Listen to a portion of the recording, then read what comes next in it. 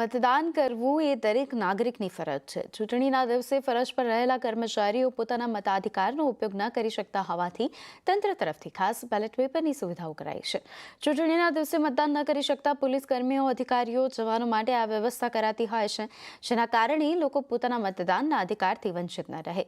દાહોદ, ભાવનગર, આણંદ ઉપરાંત પલસાણાના ગંગાધરામાં આજે બેલેટ પેપરથી મતદાનનું આયોજન કરાયું હતું। ચૂંટણીના દિવસે કામગીરીમાં રહેલા લોકો નાગરિક તરીકેના અધિકારી અને મતદાનની ફરજ ન ચૂકે તે માટે વિશેષ સુવિધા ઉપલબ્ધ કરાઈ છે। વિવિધ જિલ્લાઓમાં અનેક કર્મચારીઓએ બેલેટ પેપરના મતદાનથી મતદાન કરી પોતાના અધિકારનો ઉપયોગ કર્યો। તો આ તરફ સુરતમાં ચૂંટણી લઈને પોસ્ટલ બેલેટથી મતદાન કરવામાં આવ્યું, ત્યારે પોલીસ કર્મચારી, હોમગાર્ડ, ટીઆરપીના જવાનો માટે ખાસ વ્યવસ્થા કરવામાં આવી। અલગ અલગ જિલ્લાના કર્મચારીઓ પોતાના વિસ્તારના ઉમેદવારને મત આપી શકે તે માટે આ વ્યવસ્થા કરવામાં આવી। લોકસભા 2024ની મતદાનને ગણતરીના દિવસો બાકી છે, ત્યારે મતદાનના સમયે સરકારી કર્મચારીઓ અને ખાસ કરીને બંદોબસ્તમાં રહેલા પોલીસ જવાનો પોતાની ફરજ પર હોય છે। જોકે સુરત શહેરમાં પોલીસમાં ફરજ બજાવતા અલગ અલગ જિલ્લાના અને અલગ અલગ તાલુકાના કર્મચારીઓ છે, ત્યારે પોતાના વિસ્તાર અથવા તો પોતાના જે મત વિસ્તાર છે તેમાં જઈને મતદાન ના કરી શકે તેને લઈને સુરત પોલીસ દ્વારા બેલેટ પેપર દ્વારા મતદાનનું આયોજન કરવામાં આવ્યું છે। અહીંયા આપણે ફેસિલિટેશન સેન્ટર કરેલા છે। આ અત્યારે પોલીસ અને હોમગાર્ડનું અહીંયા પીબી દ્વારા વોટિંગ થાય છે। આપણે ટોટલ 2 દિવસ આજે અને આવતીકાલે 2 દિવસ માટે અહીંયા મતદાન થશે। બધી તમામ પીસી નું અહીંયાથી જે લોકો મતદાન કરી શકશે, આપણે અહીંયા વ્યવસ્થા ગોઠવેલી છે એ રીતે જ। અને અહીંયા અમારો સ્ટાફ અને પોલીસનો સ્ટાફ પણ છે જ। સુરતને બાદ કરતા તમામ લોકસભાનું મતદાન અહીંયા થઈ રહ્યું છે? હા, બધાનું અહીંયાથી જ થશે।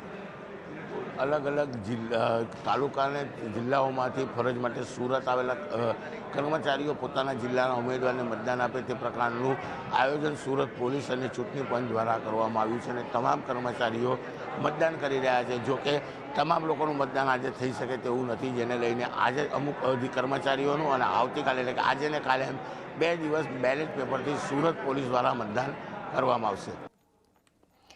તો ચૂંટણી ફરજમાં રોકાયેલા કર્મચારીઓએ પોસ્ટલ બેલેટથી મતદાન કર્યું। ચૂંટણી ફરજ પર રોકાયેલા કર્મચારીઓ મતદાનથી વંચિત ન રહી જાય એ માટે આયોજન કરાયું।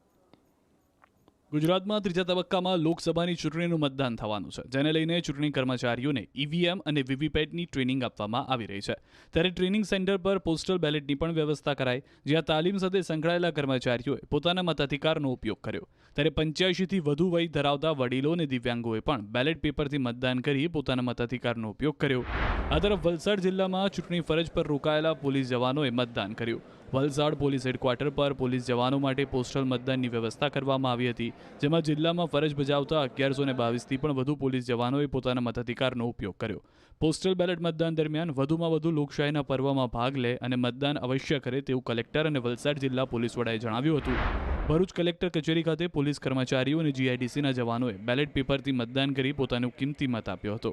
ભરૂચ એસપી મયુર ચાવડાએ પોતાનો મત બેલેટ પેપરથી આપી જનતાને પણ એમનો મત આપવા જાગૃતિ માટે સૂચન કર્યા।